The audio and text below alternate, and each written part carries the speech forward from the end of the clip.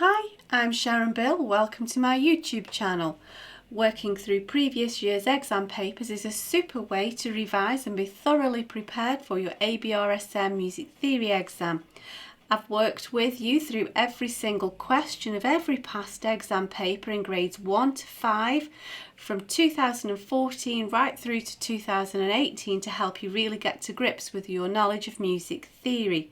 In this short video, you'll find links in the cards and in the description box to all 3 videos to work through each question of Grade 2, Paper B from the 2017 past exam paper. Grade 2 draws on all of the new information in the Grade 2 Music Theory and Practice workbook, in addition to the information covered in the previous grade. If you click on the link to the playlist in the description box, you'll find videos where I work with you step by step through each question in the workbooks.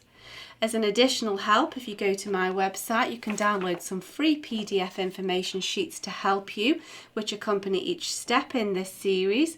There's also a page on my website with all of my YouTube videos listed, and you can find out about the books that I have available. I've written an exam technique guide, how to take your ABRSM Music Theory exam.